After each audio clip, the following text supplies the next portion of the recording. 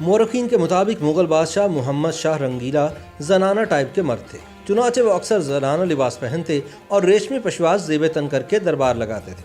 چنانچہ یہ مشہور ہو گیا کہ محمد شاہ رنگیلا نامرد ہے۔ اس تاثر کو زائل کرنے کے لیے شاہی حکم پر ایک تصویر بنوائی گئی جس میں محمد شاہ رنگیلا کو ایک خاتون کنیز کے ساتھ جنسی فعل کرتے دکھایا گیا۔ تصویر بنوانے کا مقصد یہ تھا کہ محمد شاہ رنگیلا کے نامرد ہونے کا تاثر ختم کیا جا سکے۔ برِ صغیر میں مغلیہ سلطنت کے 14ویں بادشاہ محمد شاہ رنگیلا نے اپنی مدت حکومت کا زیادہ تر وقت عیش و نشاط پرستی میں گزارا، لہذا رنگیلا کو برِ صغیر کا عیاش ترین بادشاہ قرار دیا جاتا ہے۔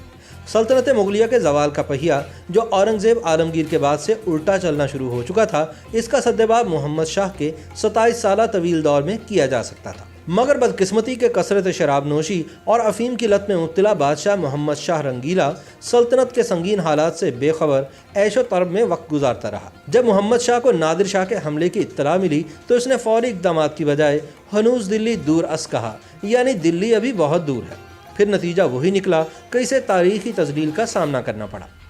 مورخین کے مطابق محمد شاہ اپنے پردادا اورنگزیب عالمگیر کے دور حکومت میں سن 1702 میں پیدا ہوا۔ ان کا پیدائشی نام تو روشن اختر تھا، تاہم 29 ستمبر سن 1719 کو انہیں صرف 17 برس کی عمر میں سلطنت تیموریہ کے تخت پر بٹھانے کے بعد ابو الفتح نصیر الدین روشن اختر محمد شاہ کا خطاب دیا گیا۔ خود ان کا تخلص سدا رنگیلا تھا۔ اتنا لمبا نام کون یاد رکھتا، چنانچہ عوام نے دونوں کو ملا کر محمد شاہ رنگیلا کر دیا، اور وہ آج تک ہندوستان کے طول و عرض میں اسی نام سے جانے اور مانے جاتے ہیں۔ محمد شاہ کی پیدائش کے وقت اورنگزیب عالمگیر نے ہندوستان میں ایک خاص قسم کا کٹر اسلام نافذ کر رکھا تھا۔ اس کا سب سے پہلا نشانہ وہ فنون لطیفہ تھے جن کے بارے میں تصور تھا کہ وہ اسلامی اصولوں سے مطابقت نہیں رکھتے۔ اورنگزیب کے دور میں موسیقی پر پابندی لگی تو گویوں اور موسیقاروں کی روزی روٹی بند ہو گئی۔ اس عمل کے رد عمل میں اورنگزیب کے بعد محمد شاہ کے دور میں وہ تمام فنون پوری آب و تاب سے سامنے آ گئے جو اس سے پہلے دب گئے تھے۔ اسی دوران موسیقی کو بھی خوب فروغ حاصل ہوا۔ مورخین نے ایسے کئی موسیقاروں کا ذکر کیا ہے جو شاہی دربار سے وابستہ تھے۔ ان میں ادارنگ اور صدارنگ سب سے نمایاں ہیں، جنہوں نے خیال طرز گائیکی کو نیا آہنگ عطا کیا جو آج بھی مقبول ہے۔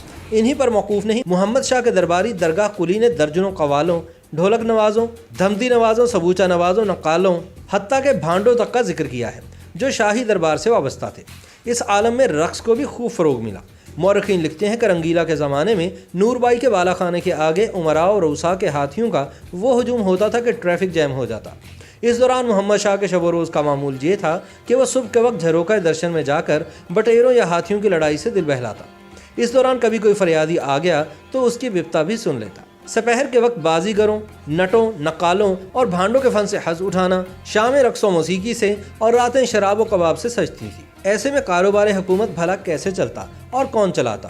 اودھ، بنگال اور دکن جیسے زرخیز اور مالدار صوبوں کے نواب عملاً اپنے اپنے علاقوں کے بادشاہ بن بیٹھے تھے۔ ادھر جنوب میں مرہٹوں نے دامن کھینچنا شروع کر دیا تھا اور سلطنت تیموریہ کے بخیے ادھڑنا شروع ہو گئے۔ لیکن سلطنت کے لیے سب سے بڑا خطرہ مغرب سے نادر شاہ کی شکل میں شامت اعمال کی طرح نمودار ہوا اور سب کچھ تار تار کر گیا۔ چنانچہ نادر شاہ سن 1739 کے اوائل میں فاتحین ہند کی مشہور گزرگاہ درہ خیبر عبور کر کے ہندوستان میں داخل ہو گیا۔ کہا جاتا ہے کہ محمد شاہ رنگیلا کو جب بھی بتایا جاتا کہ نادر شاہ کی فوجیں آگے بڑھ رہی ہیں تو وہ یہی کہتا، ہنوز دلی دور است، یعنی ابھی دلی بہت دور ہے۔ ابھی سے فکر کی کیا بات ہے؟ جب نادر شاہ دلی سے 100 میل دور پہنچ گیا تو چاروں ناچار مغل بادشاہ کو زندگی میں پہلی بار اپنی فوجوں کی قیادت خود کرنا پڑی۔ یہاں بھی کرو فرق کا یہ عالم کہ اس لشکر کی کل تعداد لاکھوں میں تھی، تاہم اس کا بڑا حصہ باورچیوں، ماشکیوں، کلیوں، خدمت گزاروں، خزانچیوں اور دوسرے سویلین عملے پر مشتمل تھا، جبکہ لڑاکا فوجی 1 لاکھ سے کچھ ہی اوپر تھے۔ اس کے مقابلے پر ایرانی فوجی صرف 55,000 تھے۔ لیکن کہاں جنگوں کے پالے نادر شاہی لڑاکا دستے اور کہاں لہو الاو میں دھت مغل سپاہی۔ کرنال کے میدان میں صرف 3 گھنٹے میں جنگ کا فیصلہ ہو گیا اور نادر شاہ کی فوج محمد شاہ رنگیلا کو قیدی بنا کر دہلی کے فاتح کی حیثیت سے شہر میں داخل ہو گئی۔ اکثر تاریخی حوالوں کے مطابق اس دن 30,000 دہلی والے تلوار کے گھاٹ اترے۔ آخر محمد شاہ نے اپنے وزیر اعظم نظام الملک کو نادر شاہ کے پاس بھیجا۔ مذاکرات کے بعد نادر شاہ نے تلوار دوبارہ نیام میں ڈالی اور اس کے سپاہیوں نے ہاتھ روکا، لیکن ایسی لوٹ مار کی کہ جس کی کہیں مثال نہیں ملتی۔ کثرت شراب نوشی اور افیم کی لت نے محمد شاہ کو اپنی سلطنت ہی کی طرح اندر سے کھوکھلا کر دیا تھا، اسی لیے اس کی زندگی مختصر ثابت ہوئی۔ ابھی وہ 46 برس کی عمر کو ہی پہنچا تھا کہ ایک دن اچانک غشی کا دورہ پڑا۔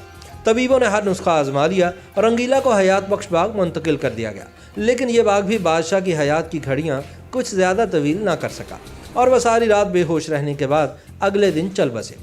لیکن مورخین کا اصرار ہے کہ ساری شخصی کمزوریاں، رنگینیاں اور رنگرلیاں اپنی جگہ، لیکن محمد شاہ رنگیلا نے ہندوستان کی گنگا جمنی تہذیب اور فنون کی ترویج میں جو کردار ادا کیا ہے اسے نظر انداز کرنا صریحاً ناانصافی ہوگی۔